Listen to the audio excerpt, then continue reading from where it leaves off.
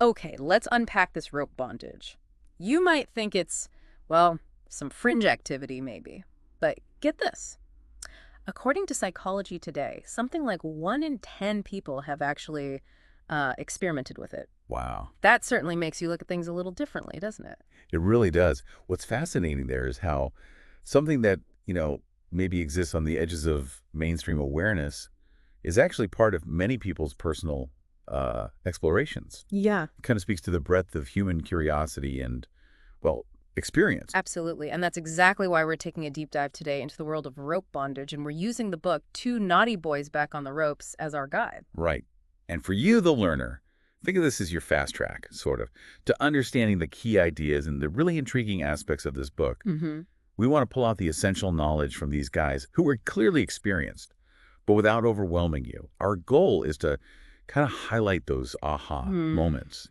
Exactly. And Two Knotty Boys Back on the Ropes seems like a really thorough resource. I mean, it's packed with full-color photos. Yeah, the visuals are great. And it covers pretty much everything from the very basics, like basic knots, all the way up to complex harnesses, plus safety, clever tricks, even using rope decoratively. It looks incredibly detailed. And what's particularly valuable, I think, is the background of the authors, JD and Dan, the Two Knotty Boys themselves. Right.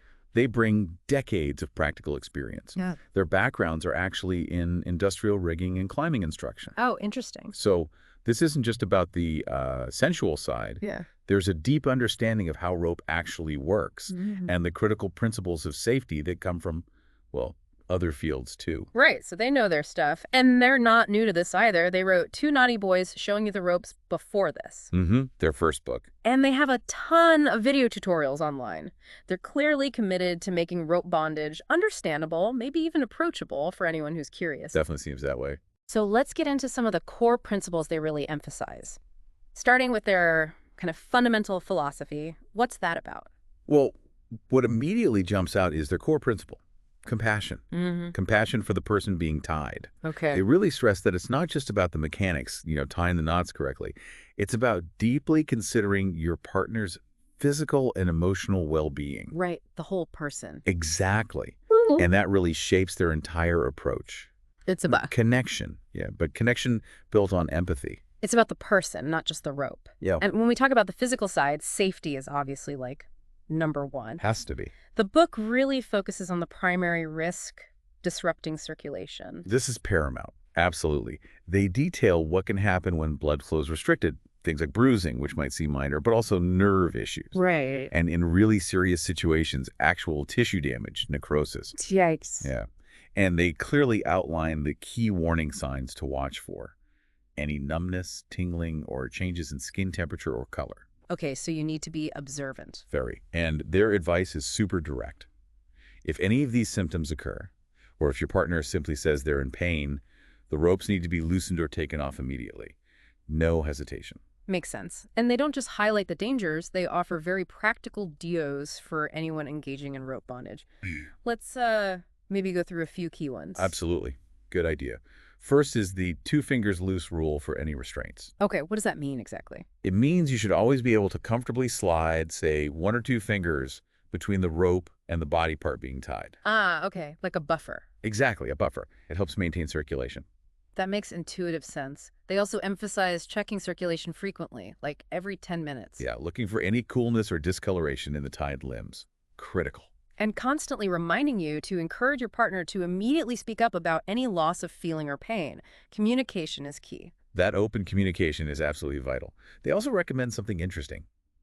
Multiplying tension points. Multiplying tension points. How does that work? So instead of only focusing on, say, wrists and ankles, think about incorporating ties around elbows or knees, too. Ah, okay. This distributes the pressure more evenly across the body, which can actually enhance both safety and the sensory experience. It prevents that localized, potentially dangerous over-tightening. That's clever. And it's not just about getting them in the ropes, it's getting them out safely, too. Totally. They stress knowing how to quickly untie your knots. Practice that. And keep safety scissors, specifically EMT shears, within easy reach for emergencies. Right, those blunt-tipped ones. Exactly. They also advise going really slowly with novices, people new to this, and being super tuned in to their emotional responses, not just physical. Good point. And finally, always removing the restraints gently and helping to restore circulation afterwards, maybe with a little massage. Oh, sounds incredibly responsible. Very focused on well-being. Yeah, for both people involved. Now let's flip that coin and look at the don'ts, which are just as crucial. Definitely. Okay, what's first on the don't list? First up, avoid tying anything too tightly, especially around joints or, critically, the neck. Yeah, the neck seems obvious but worth stating. Absolutely. Major blood vessels are close to the surface there. It sounds obvious, but it's a critical reminder. Then a very important one. Yeah. Never, ever leave someone inescapably tied alone. Never. Unexpected things can happen, a cramp, a panic attack, anything. And someone struggling while tied could easily injure themselves badly. Right. You need to be there. They also strongly advise against using gags unless you have a really clear, pre-agreed alternative way to communicate. Like a drop object or a specific sound signal. Yeah. Something reliable. Okay. And this one seems huge. Absolutely do not attempt any kind of rope suspension without proper professional training and secure weight-rated equipment, like seriously rated anchor points. Yeah, that's a whole different ballgame. Suspension involves complex physics, anatomy knowledge. It carries significantly higher risks. It's not something to just try out. Requires specialized training, period. Got it. What else? Well, they raise an interesting psychological point, actually, about the rigger's ego. The ego of the person doing the tying. Yeah. They suggest that if someone's sense of self-worth gets too wrapped up in their not tying skills, they might, resist making needed adjustments or even removing ropes when their partner's uncomfortable. Because it feels like admitting they did something wrong. Potentially. Or just being too focused on the art instead of the person. It highlights the importance of prioritizing your partner's safety and experience above your own pride or the perfect tie. That's a really insightful point about the dynamic. They also address the flip side, the possibility of a partner in a submissive role, maybe ignoring safety signals. Right. This could be due to something called subspace, which is Yeah. a particular altered mental state some people enter. Okay. Or just an intense eagerness to be tied, which they playfully call get-tied-itis. Ooh, don't get tight-itis. I like that. Exactly. So they emphasize that the person doing the tying, the rigger, have the primary responsibility to keep checking in, visually and verbally, even if their partner isn't actively complaining. So you're looking for subtle cues, too. Yeah. Noticing things like increased restlessness, fidgeting, maybe changes in breathing. Those can indicate a problem before it becomes serious. So it's crystal clear. For them, safety and open, compassionate communication are the absolute foundations, non-negotiable. Okay, so this is clearly about way more than just the knots themselves, which brings us back to the book title, Back on the Ropes. It sounds like a sequel, but they clarify it's really a standalone resource, right? Like a toolkit. That's right. They explicitly mention that they revisit core knots and techniques in this book, so you don't necessarily need their first one showing you the ropes. Good to know. Their aim is to provide a really comprehensive toolkit of skills, techniques that can be used in all sorts of ways, depending on the individuals involved and what they're into. They deliberately avoid framing it as only about dominance and submission. Which underscores the versatility, the adaptability. Exactly. It's a set of skills, not a rigid rule book on relationships. That's a helpful clarification, especially for you. The learner, it emphasizes how adaptable these skills can be. Now, let's touch on some of the fundamental knot terminology they use. They start with some basics in the glossary, I think. Yes, they do. They explain that bends are specific types of knots used to connect two separate ropes together. Okay. Joining ropes. And bites are basically U-shaped loops or sections in a single rope where the rope doesn't actually cross over itself. Got it. Bends and bites. Understanding these basic shapes and what they do is kind of key to grasping how the more complex knots are built. Makes sense. And the book introduces a whole range of knots, from pretty simple ones to much more intricate designs. Let's highlight a few, just to give you a sense of the variety. They mention the square knot. Yeah, which many people might know, maybe from Scouts or something. Right. And they point out a visual cue. A correctly tied square knot will have its top and bottom strands running parallel. If they cross diagonally, it's probably a granny knot, which isn't as secure. A good tip. The square knot is presented as just a useful general-purpose knot. Good for, like, securing packages or as a finishing knot in some basic harnesses. Nothing too fancy, but functional. Then there's the split square knot. What's that one for? It's basically a square knot, but it's tied around two already tensioned ropes. Its horizontal orientation makes it particularly useful for finishing off certain types of body harnesses, where you need to connect two parallel lines of the harness securely. It's a neat example of how a slight tweak on a common knot gives it a specific job here. Right. And for situations where someone maybe has limited flexibility, they feature the double slip knot. Yes, for tying wrists or ankles, perhaps. Yeah. The double part provides a bit more friction. They do caution, though, that it needs to be secured with a simple hitch knot afterwards. Why is that? Because slip knots, by design, can tighten under strain. The hitch prevents it from cinching down too much on the limb, which is a crucial safety detail. Okay, good to know. Moving to a knot with a bit more symbolic weight, they present the true lover's knot. Yeah, this one's quite lovely, actually. It's formed by two intertwined overhand knots Intertwined? representing the connection between two people. It's the central element in their lover's harness, and it's designed to stay secure and not slip, even when pulled firmly. The symbolism definitely adds another layer to the practice, doesn't it? It really does. I appreciate that kind of meaningful detail. And then there's their signature knot, the double coin knot. Sounds important. It seems to be. It has an Asian influence, apparently resembling overlapping Chinese coins stacked together. Okay, I can picture that. And they describe it as incredibly versatile. It serves as a foundation for lots of other knots and ties in their repertoire. They even mention a cultural belief that it can bring prosperity. Huh. A knot for prosperity. I like it. It's clearly fundamental for them. It pops up in numerous ties throughout the book. They joke that you could almost write a whole book just on its applications. Wow. Okay, so that highlights the depth you can find even in one knot design. Totally. Now, to illustrate how adaptable rope can be, they share a clever trick called the rope strap. What's that about? This is basically a modification of a simple braid. You braid the rope back on itself to make a thicker section with a loop at the end. Okay, so it thickens the rope. Yeah, and creates this strap. They suggest a bunch of uses, creating makeshift shackles, thigh straps, even decorative things like bracelets or collars.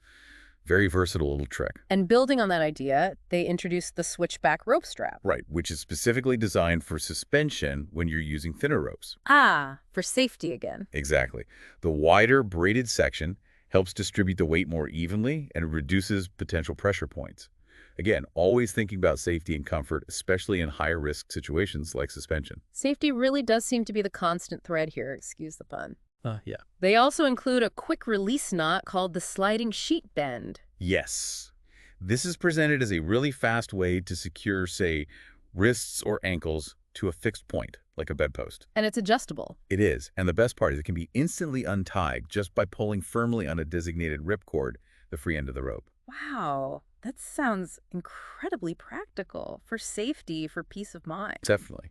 It really underscores their commitment to both secure binding and the ability to undo it quickly if needed. So yeah, these examples give you a pretty good sense of the range of knot techniques they cover, from basic utility knots to more specialized and symbolically rich ties. Yeah, definitely.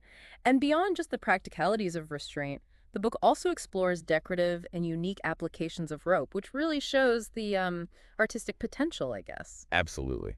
This is where you see the creative possibilities really come alive. Yeah. They feature examples like a rope belt and buckle. A belt made of rope. Yeah, which they actually discovered kind of by accident while playing around with another knot, the prosperity knot. Yeah. Serendipity. And elegant rigger gauntlets that feature this neat spiraling rope design going at the forearms. It shows how functional knots can also become really aesthetically pleasing. I was particularly intrigued by the double coin shirt and the rope stockings. How do those work? Well, it seems like knots, probably double coin knots, are used almost like decorative rivets or connection points on a framework of rope laid over the body. Ah, okay. So they serve both a structural purpose, holding the garment together, and an aesthetic one. Pretty inventive. Yeah, very creative. What else? And for more sensory experiences, they include a rope blindfold made using prosperity knots. Effective, I imagine. Seems like it. And also a delicate prosperity knot glove wrapping the hand. Then there's the hair corset. Hair corset. Yeah, which uses a technique they call cackling, kind of weaving rope through long hair. It's a clever way to keep hair controlled out of the way, but also creates this really sensual connection point. They even suggest a simple rope collar as a potentially meaningful and intimate gift between partners. So these examples really broaden the whole idea of what rope bondage can be about. They really do. It extends the possibilities way beyond just typical restraint scenarios, shows the potential for artistic expression, even intimate gestures. Okay. They also touch on what they call maximum exposure ties, which sound well, designed for specific effects. Yeah, these seem to be ties crafted to create particular sensations or visual presentations, often leaving certain areas more accessible or emphasized. Okay. They briefly mention the samurai tie, which they say is inspired by historical Japanese restraint techniques, hojujutsu. Right. There's the cinching ball tie, which tends to draw the person into a more curled, fetal-like position. The consequence tie, where specific movements by the person tied might trigger stimulation from the rope placement. Oh, okay. Interactive. Kind of. And the T-back, which focuses on upper arm restraint and encouraging a particular posture, maybe shoulders back. Gotcha. So more specialized applications there. Moving into more complex territory, the book details various harnesses, ranging from what they call intermediate to advanced levels. Right. The intermediate section includes things like the corselet, which often focuses on the torso, kind of like a rope corset. Makes sense. The pony harness, which sounds like it's designed specifically for certain kinds of control or posture play. The butterfly harness, which they mention is based on another knot called the long knot. Okay. And their signature lover's harness, featuring that true lover's knot we talked about. Each of these seems to have a distinct purpose and aesthetic. The names themselves often hint at the intended effect or the key not used. And then the advanced harnesses really step things up, it sounds like. Definitely in complexity. They list names like the hip harness, the sidearm harness, which apparently has elements inspired by historical corsetry. Wow. The modified pearls, the chest plate harness that uses the prosperity knot again, the starback harness, which they say is designed to be effective even on someone who tends to move or squirm a lot. And the stacker harness, which they describe as a modified Japanese tie. So yeah, there's clearly a significant progression in skill and complexity required for these. It really sounds like it. These advanced harnesses demonstrate a much deeper understanding of anatomy and rope manipulation, often designed for very specific types of immobilization or visual effects. Exactly. It shows the depth you can get into. Finally, they also address gags briefly, which can be another element in this whole world of rope play. Yeah, just touching on different types, they mentioned the monkey fist ball gag, which uses a monkey fist knot. It tends to be larger and muffle sound quite a bit. Okay. The thick bit gag, which they see as a good compromise that might fit different mouth sizes reasonably well. And the quick bit gag, which was in their first book, apparently works particularly well for individuals with smaller mouths. Just giving some options there. Okay, so wow. As we can see, it's a truly comprehensive exploration. It covers the fundamental principles, safety, compassion, delves into a huge range of specific techniques, from simple knots to these really elaborate harnesses, and showcases all sorts of diverse applications, from basic ties to decorative art. Yeah. Ultimately, Two Knotty Boys Back on the Ropes offers a really thorough and, importantly, safety-conscious look at rope bondage. It goes well beyond just simple restraint. It really encompasses artistry, unique applications, and maintains that strong emphasis on clear communication and the well-being of everyone involved. Absolutely. And for you, the learner, we hope this deep dive has given you a clear, maybe engaging overview, hopefully sparked your curiosity about specific techniques or the underlying principles. You should now have a pretty solid starting point for any further exploration you want to do, whether that's just driven by curiosity or maybe even a desire to learn some practical skills. And if any of the specific knots we mentioned, like the double coin or the clever tricks like the rope strap or maybe those intricate harnesses, if any of that particularly caught your interest. Yeah. Well, the book, Two Knotty Boys Back on the Ropes, is clearly a detailed and valuable resource. It's got the step-by-step instructions and those all-important visuals. Definitely sounds like it. Okay, so for our final thought to leave you with today, consider how these core principles we've explored, communication, safety, creative exploration, all within a framework of agreed-upon boundaries. How might those ideas have parallels or maybe offer insights in other areas of connection and shared experiences in your own life? That's interesting. What does it truly mean to tie in with another person? Whether that's physically, like with ropes, or in a broader, more metaphorical sense, it's definitely something to consider, isn't it?